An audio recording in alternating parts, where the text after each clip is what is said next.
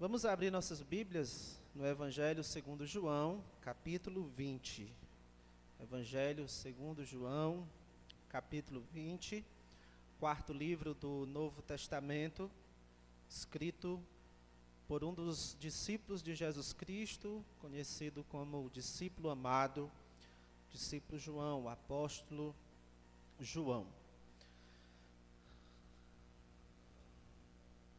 Capítulo 20, João 20, do versículo 1 ao versículo 9. Nós vamos, após a leitura, fazer uma oração. Diz assim a palavra do nosso Deus. No primeiro dia da semana, Maria Madalena foi ao sepulcro de madrugada, sendo ainda escuro, e viu que a pedra estava revolvida. Então correu e foi ter com Simão Pedro e com o outro discípulo a quem Jesus amava, e disse-lhes: Tiraram do sepulcro o Senhor, e não sabemos onde o puseram. Saiu, pois, Pedro e o outro discípulo e foram ao sepulcro. Ambos corriam juntos, mas o outro discípulo correu mais depressa do que Pedro e chegou primeiro ao sepulcro. E abaixando-se, viu os lençóis de linho, todavia não entrou. Então Simão Pedro, seguindo, chegou e entrou no sepulcro. Ele também viu os lençóis e o lenço que estivera sobre a cabeça de Jesus, que não estava com os lençóis, mas deixado num lugar à parte. Então entrou também o outro discípulo, que chegara primeiro ao sepulcro, e viu e creu, pois ainda não tinham compreendido a Escritura, que era necessário ressuscitar ele dentre os mortos. Vamos orar. Nosso Senhor Deus, Pai Altíssimo, Santo, Bendito, quão bom, Senhor, é adorar o Senhor, que prazer poder cantar louvores a Ti. Agora nós queremos continuar adorando ao Senhor diante da Tua palavra, estando com os nossos ouvidos atentos ao que o Senhor tem a nos ensinar por meio das Escrituras, ó Deus. Esse é um momento delicado, é um momento em que tantas coisas tentam tirar nossa atenção. As perturbações que às vezes há em nossa mente, em nosso coração, as preocupações com as coisas desta vida, às vezes o cansaço. Meu Pai, nos ajuda a lutarmos contra aquilo que pode nos impedir de ouvir atentamente a Tua palavra. Ajuda cada um de nós a se esforçar para catarmos tudo o que pudermos, ó Deus, da palavra do Senhor, voltarmos para as nossas casas alimentados, fortalecidos, encorajados pelo conforto, consolo e encorajamento que o Senhor pode dar por meio das Escrituras. O Senhor disse que a Tua palavra não volta vazia, nós cremos nisso, e o Senhor sabe a necessidade de cada um de nós. Que em cada um de nós a Tua palavra cumpra o propósito para o qual o Senhor tem determinado. Assim te oramos, rogamos em nome de Cristo. Amém. Não vimos, mas cremos e somos felizes. Não vimos, mas cremos e somos felizes. Não vimos Jesus ressuscitado, mas cremos que Ele ressuscitou e somos bem-aventurados por isso. Esse Evangelho de João, se nós pensarmos nesse livro como a biografia de Jesus, um livro que conta sobre a vida de Jesus, seria uma biografia bem diferente. As biografias geralmente terminam falando da morte de quem está se contando a história da vida daquela pessoa. Mas esse livro de João, ele não termina no capítulo 19, versículo 30. Lá diz assim, João 19:30, quando, pois, Jesus tomou o vinagre, disse, está consumado, e, inclinando a cabeça, rendeu o Espírito. Não termina ainda no capítulo 19, quando Jesus é sepultado, ele foi colocado no sepulcro, mas também não termina por aí. Depois de 3 dias, como nós sabemos, Jesus volta a viver, e a sua biografia continua. Jesus ressuscitou dos mortos. E aqui, sobre a ressurreição de Jesus, nós estamos diante de um fato que é uma verdade de grande importância. A ressurreição apresentada aqui no livro de João não é só para relatar um fato, mas é apresentado como a última prova de que Jesus realmente é o Filho de Deus. Nós estudamos ao longo dos últimos meses os milagres de Jesus aqui no livro de João, e todos esses milagres foram relatados juntamente aqui com a ressurreição de Jesus, foram relatados, ficaram registrados, para nós crermos que Jesus é o Filho de Deus, para crermos que Jesus é o Salvador. Por favor, veja aí os versículos 30 e 31 do capítulo 20, versículos 30 e 31 do capítulo 20, diz assim: na verdade, fez Jesus diante dos discípulos muitos outros sinais. Quando ele diz muitos outros sinais, ele está levando em consideração que, além da ressurreição de Jesus, ele realizou esses outros sinais que não foram escritos nesses livros e também os que ele escreveu. Então ele diz: estes, porém, incluindo a ressurreição de Jesus, foram registrados para que creiais que Jesus é o Cristo, o Filho de Deus, e para que, crendo, tenhais vida em seu nome. Então, a ressurreição de Jesus, ela tem uma importância indispensável à questão da salvação, uma importância indispensável à doutrina da salvação. É impossível pensarmos sobre a salvação ou acreditarmos na realidade da salvação se deixarmos de lado a questão da ressurreição de Jesus. A mensagem da salvação, o evangelho, as boas notícias de que o homem pode ser salvo, está baseado nesses dois fatos. Primeiro, que Jesus morreu, e segundo, que Jesus ressuscitou. Lá em 1 Coríntios 15, versículos 3 e 4, lá Paulo que era um pregador do evangelho, ele diz: antes de tudo vos entreguei o que também recebi, que Cristo morreu pelos nossos pecados, primeira verdade, Cristo morreu pelos nossos pecados, segundo as Escrituras, e que foi sepultado e ressuscitou, segundo as Escrituras. Lá em Romanos 4, 25, diz acerca de Jesus Cristo, o qual foi entregue, uma referência à morte dele, o qual foi entregue por causa das nossas transgressões e ressuscitou por causa da nossa justificação. Sem a ressurreição de Jesus, não há evangelho e também não há salvação. Se Cristo não tivesse ressuscitado, crer nele como nosso Salvador seria algo em vão, inútil. Você não iria ser salvo se acreditasse em Jesus como seu Salvador, se de fato ele não tivesse ressuscitado. Mas Paulo, lá em 1 Coríntios 15, 20, ele diz: de fato, Cristo ressuscitou dentre os mortos. Então, a ressurreição de Jesus, ela é indispensável à questão da salvação. Mas aqui em João 20, João não está tratando dessa importância da salvação, da importância da ressurreição, com respeito à questão da salvação. Ele não está aqui elaborando uma doutrina da ressurreição e fazendo um link dessa doutrina com a doutrina da salvação. Não. João ele está mostrando a ressurreição de Jesus, mostrando que ele apareceu ressuscitado para algumas pessoas.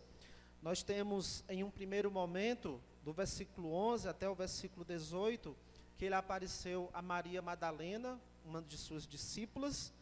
Num segundo momento, os versículos 19 a 23, ele apareceu aos seus discípulos, e nesse primeiro momento, um deles não estava, Tomé, e depois, nos versículos 26 a 29, Jesus novamente aparece aos seus discípulos, e agora sim, Tomé também está presente.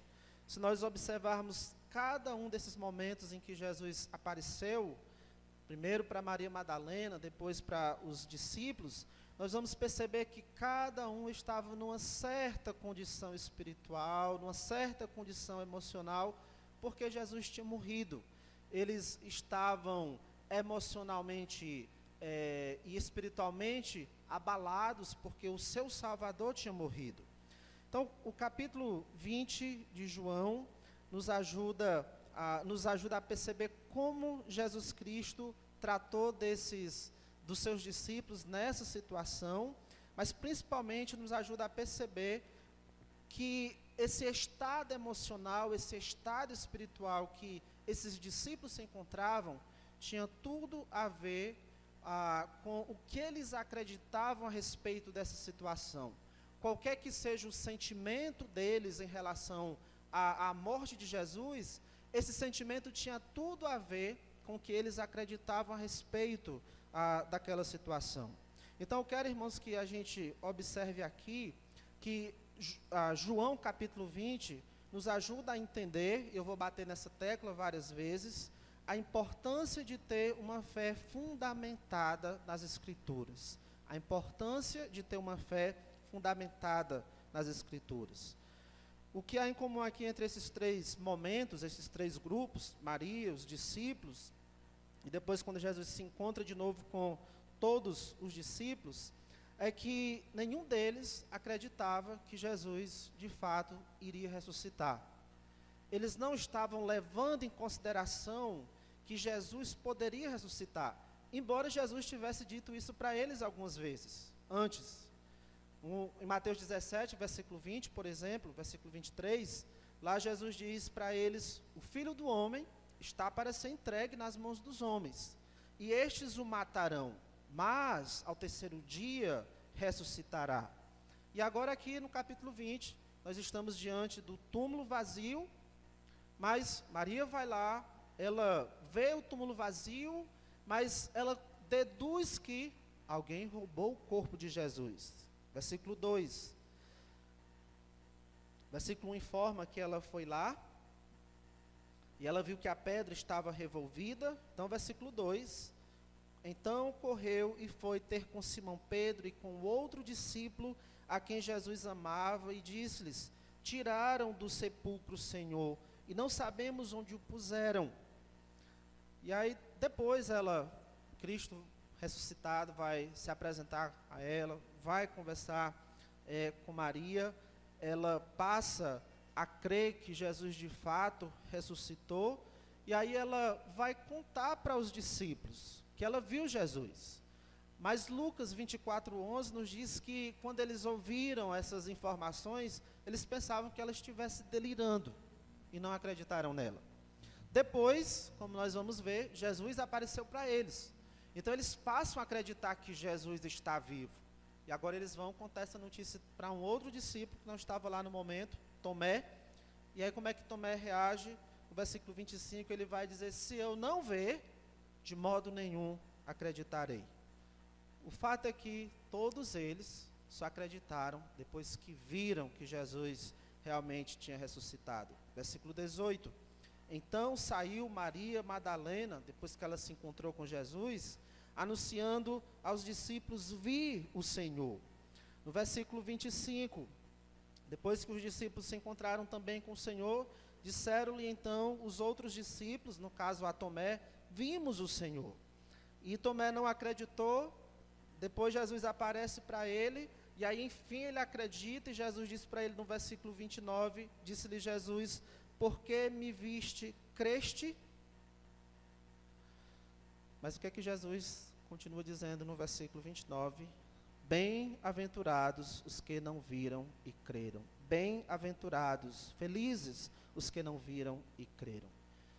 Jesus morreu, Maria Madalena estava sofrendo por causa disso, os discípulos estavam sofrendo por causa disso, e esse sofrimento estava sendo intensificado, acentuado ainda mais, porque eles não acreditavam que Jesus iria ressuscitar.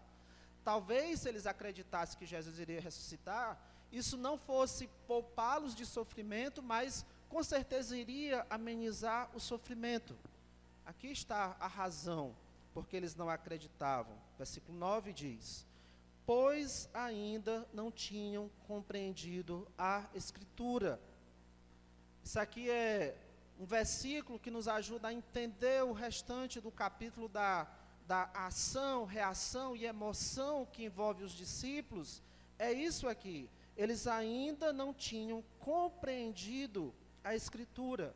Esse sofrimento talvez estivesse além da conta, porque eles não tinham compreendido a Escritura. Esse texto nos mostra a importância de termos uma fé fundamentada nas Escrituras. Não precisamos ver para crer. Não precisamos ver para crer. Basta sabermos que a Bíblia diz. Basta sabermos que está nas Escrituras. E o que ia acontecendo aqui, João, que narrou, vai nos mostrar, é que tudo o que estava acontecendo até o momento na vida de Jesus era em cumprimento à Escritura. Por exemplo, no capítulo 19, versículos 23 e 24. Capítulo 19, versículos 23 e 24. Os soldados, pois, quando crucificaram Jesus, tomaram-lhe as vestes e fizeram 4 partes, para cada soldado uma parte. E pegaram também a túnica. A túnica, porém, era sem costura, toda tecida de alto a baixo.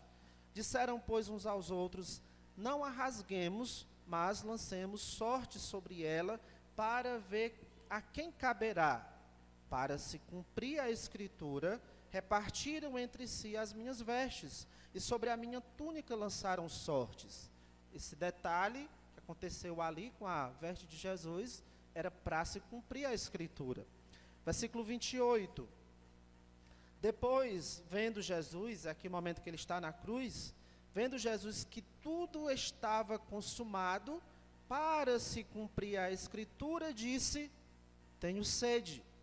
Essas palavras de Jesus Cristo, essas 2 palavras, tenho sede, ele falou isso só para cumprir as Escrituras. Versículo 34. Mas um dos soldados lhe abriu o lado com a lança, e logo saiu sangue e água. Aquele que isto viu testificou, sendo verdadeiro o seu testemunho, e ele sabe que diz a verdade, para que também vós creais. E isto aconteceu para se cumprir a Escritura. A Escritura dizia: nenhum dos seus ossos será quebrado. E outra vez diz a Escritura: eles verão aquele a quem traspassaram. Era comum, para agilizar a morte de quem estava condenado, de quebrar as pernas dele para morrer mais rápido. Mas quando eles foram ver, Jesus já estava morto e nenhum osso foi quebrado, para se cumprir a Escritura. Então, para certificar que ele realmente estava morto, eles furaram do lado de Jesus, no lado, e isso também foi para se cumprir a Escritura. Mas agora, nós chegamos no capítulo 20, e aí tem essa informação no versículo 9 sobre como estavam os discípulos. Eles não estavam entendendo a razão do sepulcro estar vazio, ou não tinham entendido ainda, porque ainda não tinham compreendido a Escritura, que era necessário ressuscitar ele dentre os mortos. Eles não tinham compreendido ainda essa parte profetizada, dita acerca de Jesus, que era necessário ressuscitar ele dentre os mortos. Você está percebendo aqui a coisa, captando o que estava acontecendo? A fé dos discípulos estava muito baseada no que eles viam, não no que eles liam ou no que eles ouviam das Escrituras. Algumas tristezas, medos, dúvidas que pairavam ali sobre o coração dos discípulos podiam ter sido evitadas, ou pelo menos poderiam ter sido amenizadas, se eles estivessem fundamentando a fé deles naquilo que diz as Escrituras. Dá para perceber a importância disso para nós, irmãos? A sua fé está realmente fundamentada no que a Bíblia diz? É por isso que as provações, as dificuldades, os momentos difíceis têm um papel tão importante na nossa vida. Porque é fácil a gente dizer: eu tenho fé. Mas são as provações que vão confirmar se essa fé que eu digo ter realmente existe, se essa fé que eu digo ter é verdadeira. Porque se essa fé, quando eu digo eu tenho fé, se essa fé realmente existe, é uma fé que vai perseverar mesmo em meio às dificuldades. Se a nossa fé é verdadeira, se ela estiver fundamentada nas Escrituras, nós vamos conseguir suportar com perseverança a provação, como disse Tiago. Mas se ela não é verdadeira, se nós não estamos com a âncora da nossa fé agarrada às Escrituras, como diz lá em Provérbios, a nossa força é pequena no dia da angústia. As provações vão revelar o tamanho, a natureza, ou mesmo a realidade da nossa fé. Vamos pensar nesse tempo presente, nesse tempo que a gente tem vivido. Há um vírus no mundo que ameaça a nossa saúde. Alguns de nós já adoeceram, alguns já partiram. É um vírus que tem trazido também dificuldades financeiras. Como é que você tem encarado tudo isso? Como é que você está lidando com tudo isso? A sua fé, ela tem lhe ajudado a atravessar esse quase 2 anos de pandemia com firmeza, com segurança? Você confia de verdade que Deus está cuidando de tudo? Você pode dormir em paz à noite, mesmo com o transtorno ao seu redor, porque você sabe que Deus está cuidando de tudo. Você confia nisso? Ou você está desesperado, paralisado, de medo, ou até mesmo duvidando: será que Deus é realmente bom? Será que Deus está se importando com isso? Será que Deus está cuidando de tudo? Irmãos, agora é a hora de nós mostrarmos se a nossa fé em Deus realmente existe. Agora é a hora de mostrarmos o quanto a nossa fé é firme. E o quanto confiamos em Deus, o quão firme estamos ou vamos permanecer, depende disso, irmãos, do quanto estamos apegados à nossa Bíblia. Do quanto estamos apegados à nossa Bíblia e do quanto acreditamos no que ela diz. Há uma diferença. Não é somente nós sabermos o que a Bíblia diz, mas nós acreditarmos de verdade no que ela diz. A nossa tristeza, o nosso medo, as nossas dúvidas podem sim ser amenizados, ou mesmo evitados, quando a nossa fé for fundamentada, estiver fundamentada nas Escrituras. Agora, se a nossa fé só está fundamentada naquilo que nós vemos, ou naquilo que nós sentimos, ela vai cambalear nos momentos difíceis. A fé nossa, a fé para a Igreja de Deus, não está fundamentada no que se vê, não está fundamentada no que nós sentimos, é no que nós lemos, no que nós ouvimos das Escrituras.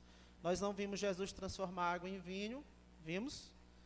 Nós não vimos Jesus curar algum doente, nós não vimos Jesus multiplicar pães e peixes, nós não vimos Jesus curar um cego de nascença, não vimos Jesus ressuscitar algum morto depois de 4 dias, não vimos o próprio Jesus ressuscitado, não tivemos esse privilégio, não vimos, mas cremos e somos felizes, porque isso está aqui nas Escrituras. Este é o meu tema essa noite, para meditarmos. A nossa fé está fundamentada nas Escrituras. No versículo 29, bem-aventurados os que não viram e creram. No versículo 30, estes, falando dos sinais de Jesus, foram registrados, fazem parte aqui das Escrituras. Não foi deixado num pendrive para que a gente conectasse em algum computador ou numa Smart TV, para a gente poder ver como foi que Jesus fez. Não, ficou registrado na Escritura para que nós pudéssemos ler e crer que Jesus é o Filho de Deus e crendo tivéssemos a vida eterna. Quero destacar aqui em João 20, 3 razões importantes para você fundamentar a sua fé nas Escrituras. 3 razões importantes para você fundamentar a sua fé nas Escrituras. Primeiro, quando a sua fé é fundamentada nas Escrituras, a sua tristeza em dias difíceis que vão vir, pode ser amenizada.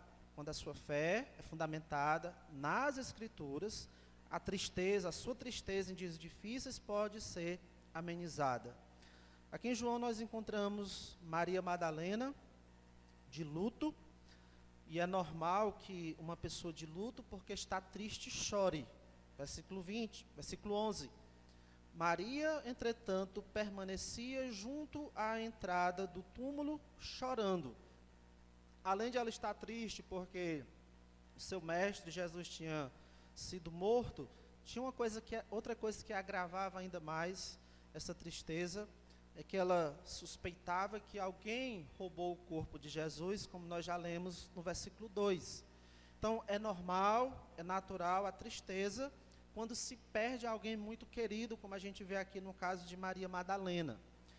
Mas eu não estou dizendo que Maria aqui é um exemplo negativo de alguém que estava sendo dominado pela tristeza. Não é isso que a gente está percebendo aqui, não é isso que eu estou dizendo acerca de Maria, mas era um risco. Ela não estava sendo dominada pela tristeza, mas era um risco que ela corria. A tristeza, ela pode começar até por um motivo certo, mas se nós não começarmos a enxugar as lágrimas da nossa tristeza com as promessas da palavra de Deus, ela pode começar assim a nos incapacitar. O puritano Thomas Watson disse o seguinte: quando o coração do homem está triste, ele não é capaz de desenvolver seu trabalho, fica como um instrumento desafinado, e a coisa é feia, o som é feio de um instrumento desafinado. Então nós podemos sim ficar tristes, mas nós precisamos ter o cuidado para não deixar que essa tristeza nos domine. E a maneira de evitar isso, de amenizar a nossa tristeza, é consolar a nossa alma com as promessas da palavra de Deus. Lá no Salmo 19:7 diz: a lei do Senhor é perfeita, um título para a Bíblia, para as Escrituras. A lei do Senhor é perfeita e restaura a alma. A palavra de Deus tem esse poder de trazer refrigério, de trazer ânimo, de reanimar a nossa alma. Não é assim que se encontra uma alma triste, desanimada, desconsolada, mas a palavra de Deus pode trazer esse refrigério, pode dar esse ânimo. Então não deixe que a sua alma fique triste em excesso, seja dominado pela tristeza. Você pode amenizar essa tristeza colocando a sua alma diante da palavra de Deus, confiando nas promessas de Deus. Lá no Salmo 42:5, Davi ele faz um diálogo com a sua alma.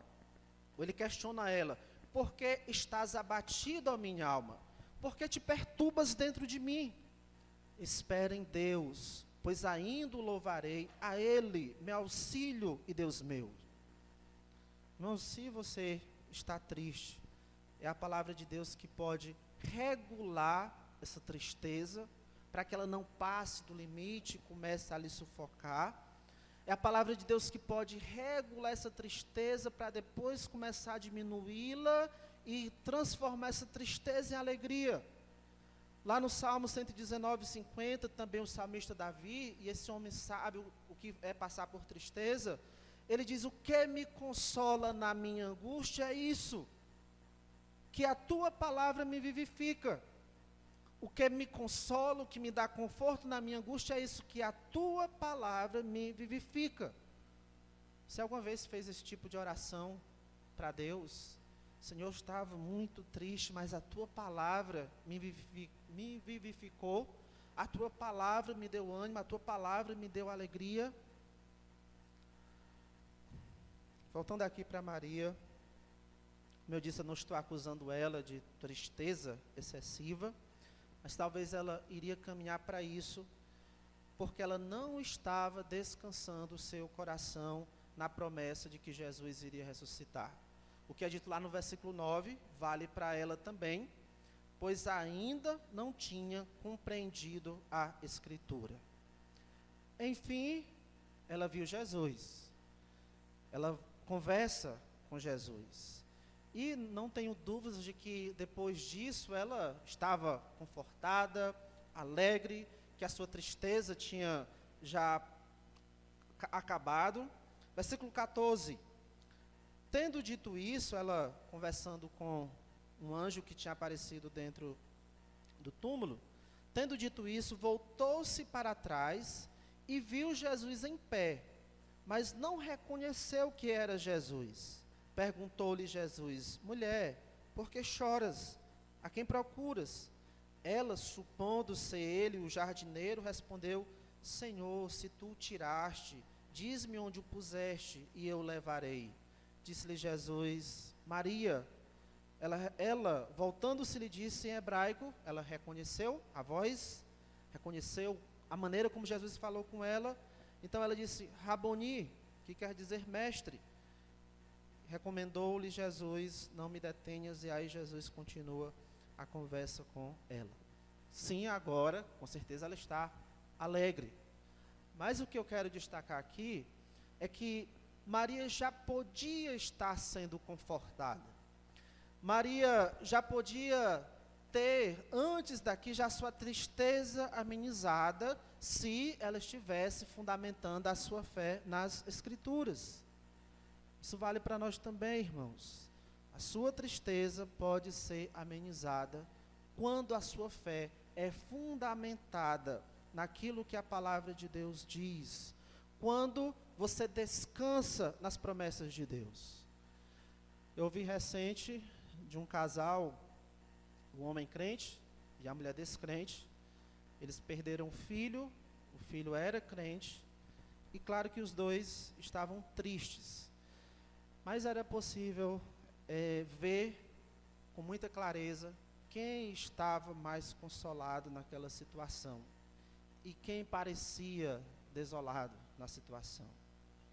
E era o descrente, aquele que não descansa a sua fé na palavra de Deus. Lembre-se disso, quando a sua fé é fundamentada nas Escrituras. Não é que não vai vir tristeza, mas a sua tristeza em dias difíceis pode ser amenizada e até passar mais rápido. Segundo, quando a sua fé é fundamentada nas Escrituras, o seu medo diante de ameaças pode ser amenizado também. Quando a sua fé é fundamentada nas Escrituras, o seu medo pode ser amenizado diante de ameaças. Agora João nos mostra também a condição do coração dos discípulos de Jesus. Eles também estavam tristes com a morte do seu mestre, mas havia algo mais além da tristeza. Versículo 19. Ao cair da tarde daquele dia, o primeiro dia da semana, trancadas as portas da casa onde estavam os discípulos, com medo dos judeus. Além de tristes, os discípulos também estavam com medo. O medo também não é algo em si pecaminoso. Existe um medo que é bom. Por exemplo, o medo de fazer as coisas erradas é uma coisa boa. Por exemplo, Deus ele ameaça com o lago de fogo eterno para que você tenha medo e não caminhe no caminho largo que vai lhe levar até lá.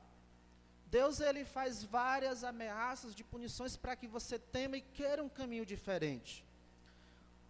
O medo muitas vezes funciona como uma proteção. Você evita certos perigos porque você tem medo. Mas há também um medo que é errado. O medo, por exemplo, de você deixar de fazer o que é certo só para se poupar. Você deixar de fazer o que é certo para trazer alguma proteção para você. Esse medo é errado, quando você faz o que é errado para tentar se proteger.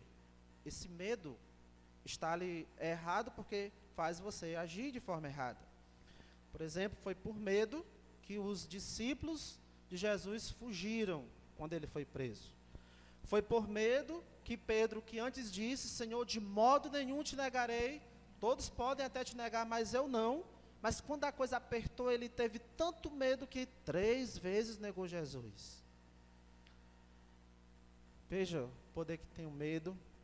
O medo pode se tornar excessivo, a ponto também de nos paralisar. Muitas pessoas, mesmo crentes, criam para si a sua própria prisão por medo. Muitas pessoas, inclusive crentes, por medo, criam para si a sua própria prisão. Como os discípulos aqui, que estavam de portas trancadas, porque estavam com medo. Versículo 19. Ao cair da tarde daquele dia, primeiro dia da semana, trancadas as portas da casa onde estavam os discípulos, com medo dos judeus. Eu já ouvi de pessoas que evitam a todo custo sair de casa, porque elas imaginam todas as possibilidades ruins que pode acontecer com elas na hora que ela colocar o pé fora. Então elas evitam a todo custo ter que sair. O medo é tanto, esse medo em excesso, faz com que elas não vivam em liberdade. Elas criam para si a sua própria prisão. É um medo que paralisa essas pessoas. Pense nos discípulos. Como é que eles iriam viver agora, que o mestre deles, que eles achavam que queria revolucionar ali a região, como é que eles iriam viver agora, já que o mestre deles foi preso e executado? Com certeza eles imaginavam, o próximo da lista dos judeus somos nós vamos ser presos, nós vamos ser executados. Então eles estavam ali trancados e com certeza não estavam tranquilos. O medo tem esse poder, irmãos, de tirar a nossa paz, tirar a tranquilidade do nosso coração. Um medo que nos perturba e pode até nos paralisar, fazer com que você crie a sua própria prisão. Mas o que ameniza ou elimina esse tipo de medo é a fé.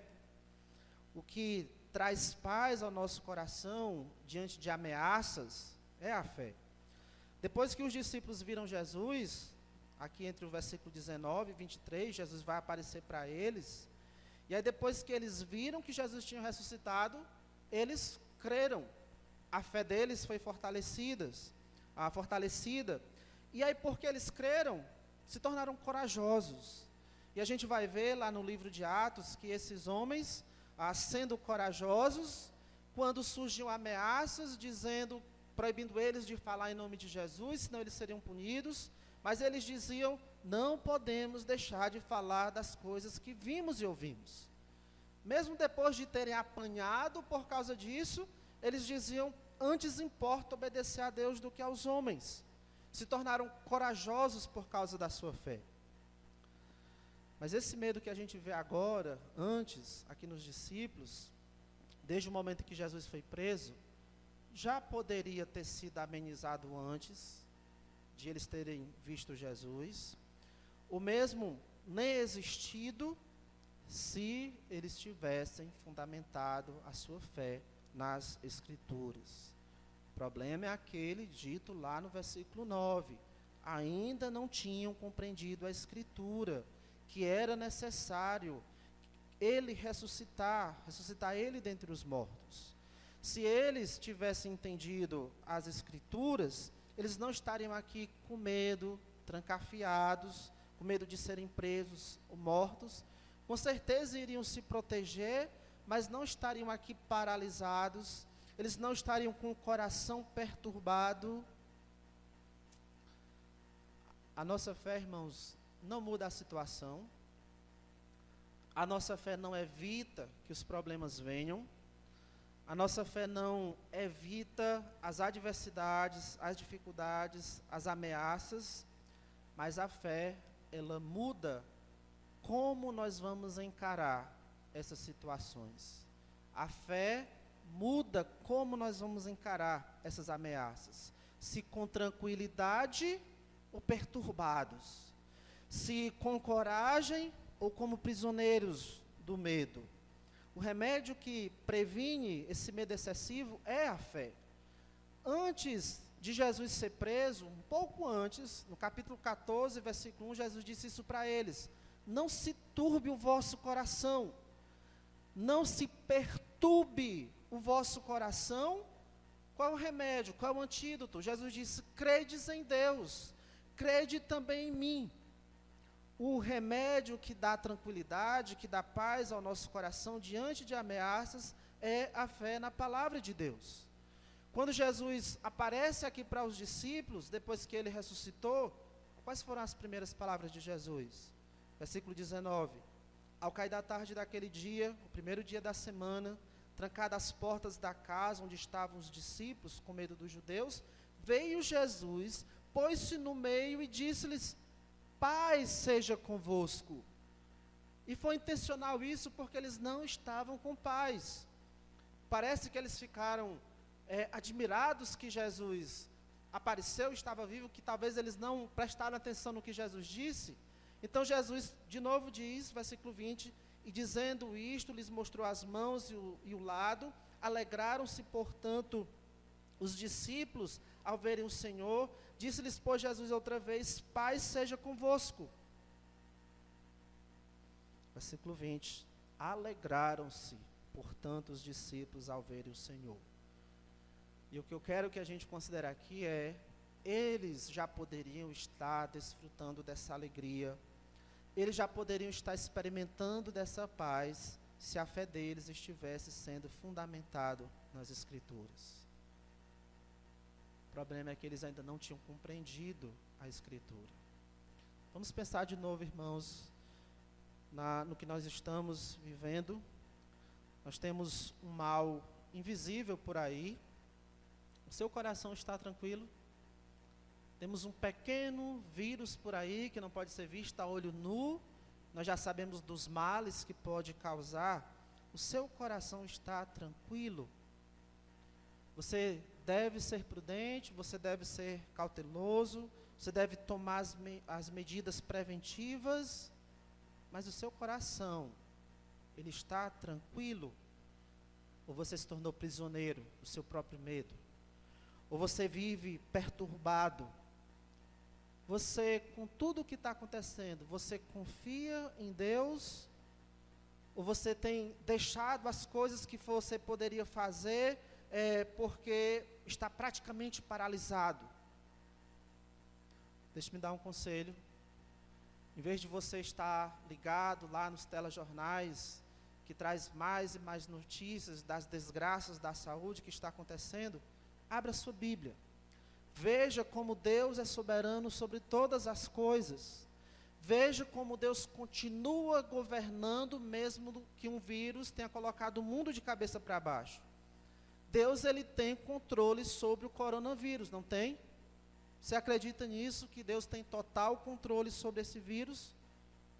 Ora, se nem Satanás tocou em Jó enquanto Deus não permitiu, você acha que um vírus vai tocar em você se Deus não permitir?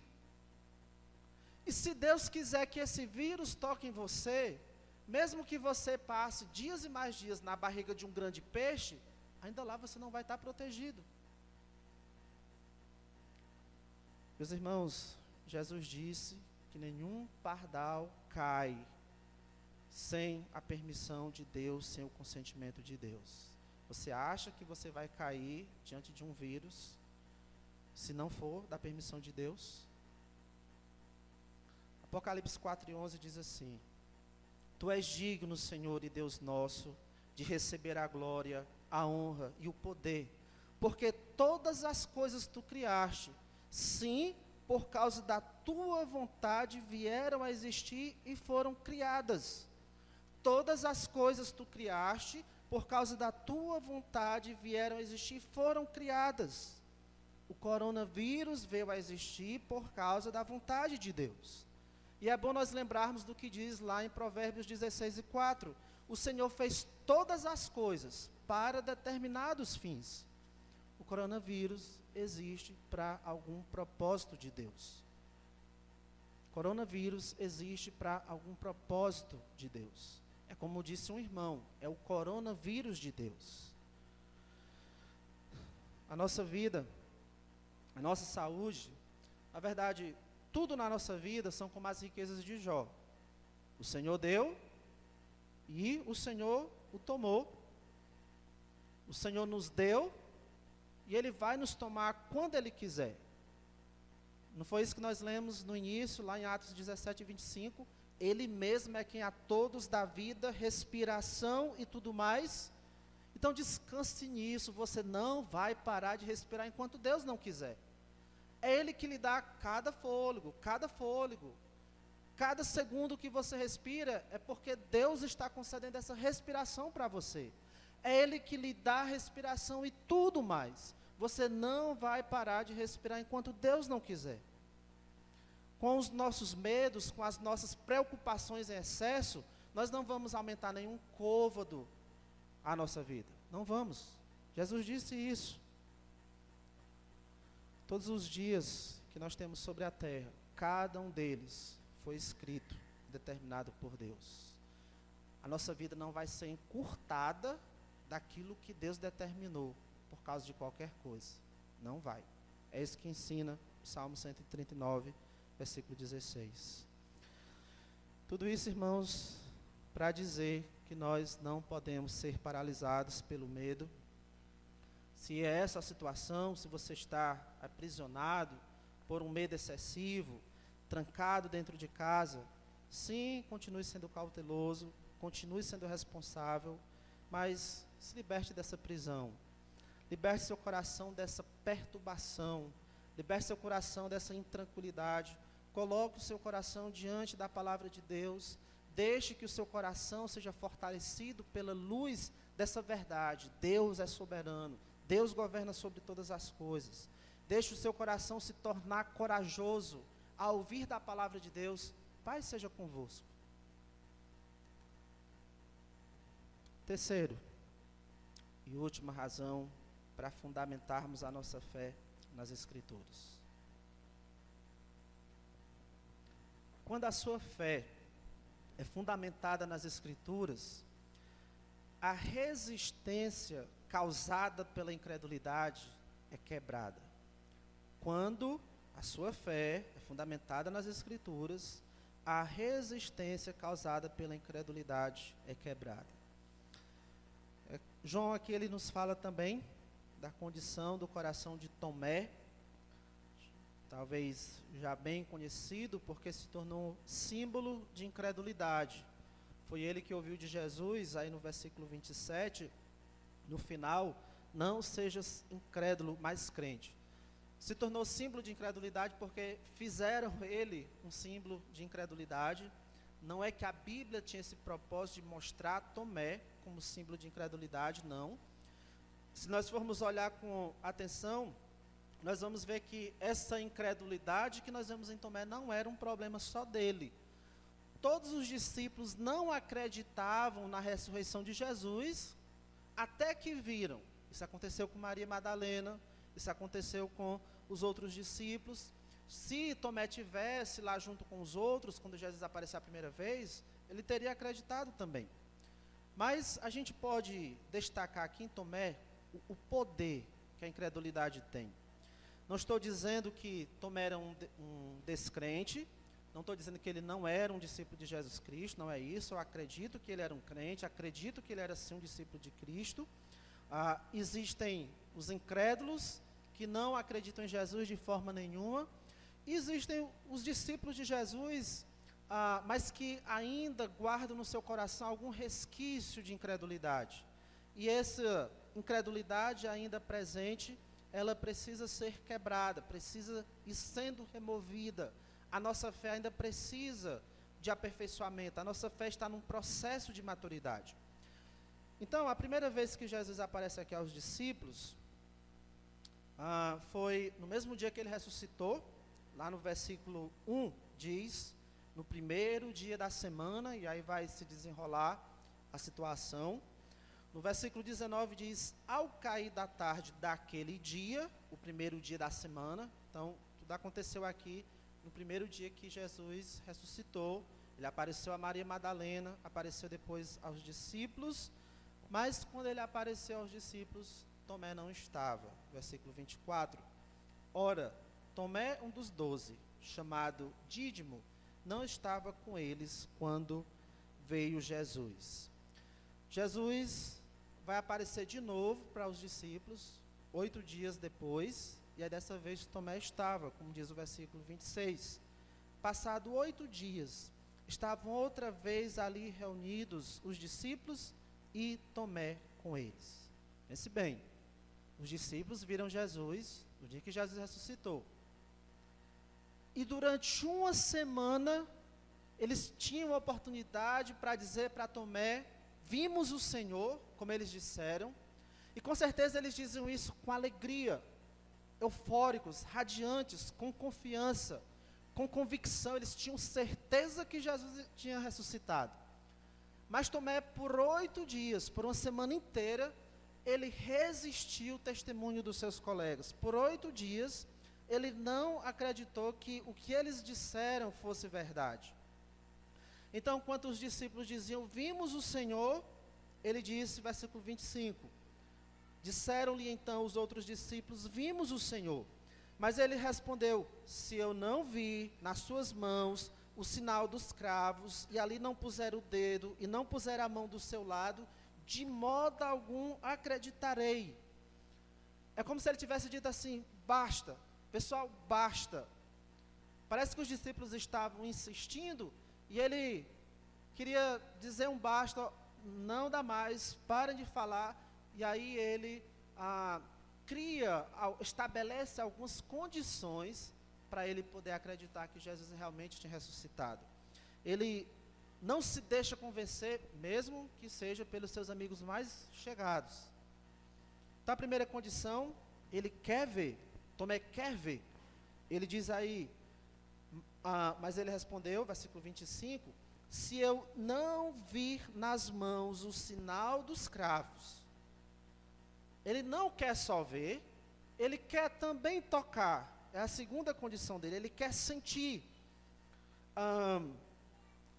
E não puser ali no seu lado, né, ele diz, se eu não vir nas suas mãos o sinal dos cravos, e ali não puser o dedo, e não puser a mão no seu lado, de modo algum acreditarei. Ele não iria ficar satisfeito só em ver, e enxergar as marcas dos cravos, ou da lança. Ele queria poder sentir, pegar lá para ter certeza que era real. Com tanta convicção que os seus colegas estavam dizendo, ele tem uma convicção ainda maior para resistir. Consegue enxergar o poder que a incredulidade tem? Como ela vai criando resistência para coisas que até mesmo são óbvias?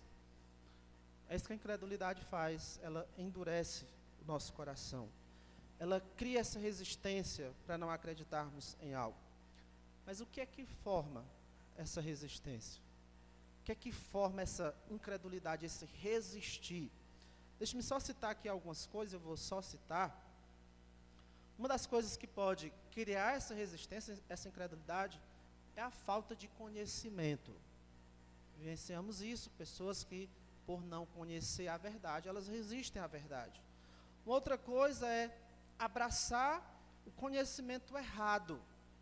Pessoas resistem o certo porque elas abraçaram o erro e elas têm aquele erro como sendo o seu certo.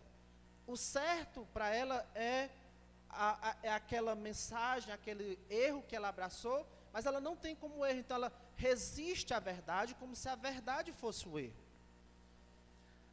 Uma outra coisa que cria essa resistência, essa incredulidade, são as preferências. Porque acharia melhor que fosse assim, gostaria que fosse desse jeito, seria tão bom que fosse assim. E aí quando chega um certo conhecimento apresentando padrões, parâmetros diferentes, tem aquela rejeição. E ainda, o que pode contribuir para essa incredulidade é a falta de compreensão. E esse é o caso aqui, como temos destacado no versículo 9, que os discípulos ainda não tinham compreendido a Escritura. Irmãos, nada disso precisaria acontecer. Nada disso precisaria acontecer se houvesse a compreensão das Escrituras. Se Tomé tivesse compreendido as Escrituras antes, ele não iria criar aqui essas condições. É a compreensão das Escrituras que nos liberta desses resquícios de incredulidade. É a compreensão das Escrituras que vai removendo do nosso coração esses vestígios de incredulidade. Por isso, nós precisamos nos esforçar, não somente para ler, nos esforçar para compreender e compreender corretamente as Escrituras. Este é o meu encorajamento para nós, irmãos. É o meu encorajamento para você. Leia a sua Bíblia. Não sabe ler? Ouça a Bíblia. Peça para alguém ler para você. Leia e se esforce para compreender. Ouça e se esforce para compreender. Sejamos como os nobres bereanos que liam as Escrituras todos os dias, ou melhor, examinavam as Escrituras todos os dias. Porque senão, a nossa falta de compreensão vai produzir incredulidade em nós. A falta de compreensão é a mãe de muitas incredulidades. E em algum momento você vai estar contra a verdade, porque você não está compreendendo ela. Então você rejeita, resiste, se opõe a ela por falta de compreensão. E é terrível você se opor à verdade. Mesmo que você se oponha à verdade por falta de compreensão, Deus não vai lhe inocentar por causa disso. Deus não vai deixar de agir contra você, de fazer algo a respeito, se você age contra a verdade, mesmo que é porque você não compreenda. A gente vê vários casos na Bíblia de Deus punindo por pessoas que agiam contrário à sua palavra, e é porque elas não tinham compreendido.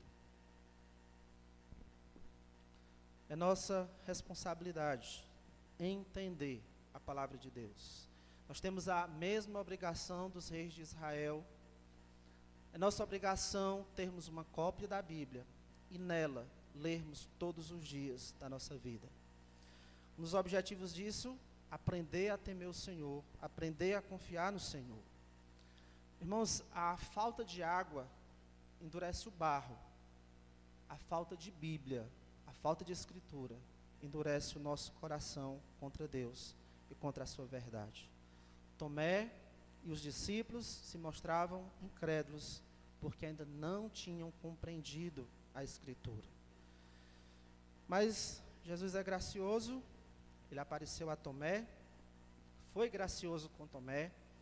No versículo 27, versículo 26, Jesus aparece de novo, diz: Pai seja convosco. Versículo 27, e logo disse a Tomé: põe aqui o dedo e vê as minhas mãos. Chega também a mão e põe-na no meu lado. E aí ele diz mais: não sejas incrédulo, mas crente. De forma simples, Jesus queria comunicar também isso para Tomé, que a fé dele não deveria ser baseada no que ele visse ou no que ele sentisse. A fé dele deveria ser baseada no que estava escrito. Finalmente Tomé entende isso. Aquela resistência que ele tinha caiu por água abaixo, foi quebrada. Ele nem precisou ir lá tocar, ele nem precisou ir lá sentir. E ele faz uma das declarações mais profundas acerca de Jesus, versículo 28, respondeu-lhe Tomé: Senhor meu e Deus meu. Palavras curtas, mas que são profundas, cheias de significado. Tomé, ele acredita que Jesus ressuscitou sem precisar ir lá tocar, mas ele acredita mais do que isso. Ele acredita que Jesus é Deus. E ele diz isso de duas maneiras diferentes: Senhor meu e Deus meu. Ele está querendo enfatizar que ele acredita que Jesus é mesmo Deus. É a confissão de fé de Tomé. Antes tarde do que nunca, né? Ele já poderia acreditar sim, antes mesmo de ver Jesus. Mas qual era o problema? Ele ainda não tinha compreendido as Escrituras. Irmãos, a nossa fé deve ser fundamentada não em nossas experiências, não no que nós sentimos, não no que nós vemos, mas no que a Bíblia diz. Se não for assim, se você não fundamenta o que você acredita aqui, você vai se tornar incrédulo. A sua incredulidade vai aumentar. E a incredulidade, ela nos afasta de Deus e nos aproxima do pecado. A incredulidade, no que Deus diz, nos afasta de Deus e nos aproxima do pecado. Vamos abrir nossas Bíblias. Estamos quase terminando. Abra a sua Bíblia em Hebreus 3, versículos 12 e 13. Hebreus 3, versículos 12 e 13. Hebreus 3, 12 e 13. Tende Cuidado, irmãos. Jamais aconteça haver em qualquer de vós perverso coração de incredulidade. O que é que faz esse coração de incredulidade? Que vos afaste do Deus vivo. Pelo contrário, exortai-vos mutuamente cada dia, durante o tempo que se chama hoje, a fim de que nenhum de vós seja endurecido pelo engano do pecado. Percebeu aí o alerta? Para não se tornar um incrédulo, não deixar que a incredulidade cresça no coração, porque senão você vai se afastar de Deus, e à medida que você vai se afastando de Deus, o engano do pecado também aumenta, você vai se aproximando mais e mais do pecado. A sua incredulidade, ela pode lhe privar de muitas bênçãos. Foi isso que aconteceu com o povo de Israel. No versículo 19, diz: vemos, pois, que não puderam entrar por causa da incredulidade. Muitos israelitas morreram, milhares de israelitas morreram, não entraram na terra prometida, morreram no deserto por causa da sua incredulidade. A incredulidade pode nos privar de muitas bênçãos. Então, para que você não tenha um coração incrédulo, para que você não se torne resistente à verdade de Deus, quando é dita por outros, por favor, pegue a sua Bíblia e busque compreendê-la. Pegue a sua Bíblia, irmãos, e busque compreendê-la. Para terminar, deixe-me só revisar o que nós vimos aqui. A nossa fé está fundamentada nas Escrituras. Nós vamos passar por momentos difíceis, por momentos de tristeza, mas essas tristezas podem ser amenizadas se a nossa fé estiver fundamentada na palavra de Deus. Nós vamos passar por situações que podem nos causar medo, que podem nos ameaçar, mas esse medo não vai nos paralisar, não vai nos aprisionar, se a nossa fé estiver edificada na palavra de Deus. E por fim, os resquícios da incredulidade podem se converter em grandes confissões de fé, se a nossa fé estiver firmada na palavra de Deus. Não vimos, mas cremos e somos felizes. Não precisamos ver para crer. Se você prestar atenção, você vai ver que os crentes mais felizes, os crentes mais corajosos, os crentes mais confiantes, são aqueles que têm um apego, um amor especial pela palavra de Deus. Não é? Não é isso que a gente vê? A nossa fé é fundamentada na palavra de Deus. Vamos orar. Meu Senhor, muito obrigado, meu Pai, por cada palavra que o Senhor nos deu nesta noite, para trazer encorajamento, conforto, consolo ao nosso coração. Obrigado pelas tuas palavras eternas, por elas serem vivas, por elas terem esse poder, ó Deus, de penetrar no nosso coração, na nossa mente, de discernir os nossos pensamentos. Tua palavra trata dos nossos corações. Se é necessário ensino, ela nos ensina. Se é necessário repreensão, ela nos repreende.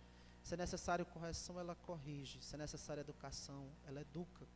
Porque através dela, ó Deus, é que nós somos preparados para toda boa obra, para que a gente possa viver de uma forma que agrade ao Senhor. Ajude a cada um de nós, ó Deus, a firmarmos a nossa fé, a termos nossa fé fundamentada na Tua palavra, no que ela diz. Eu te peço, ó Deus, que o Senhor nos incomode para que nós busquemos mais a Tua palavra, não somente para ler, para dizer eu li, mas para querermos compreender.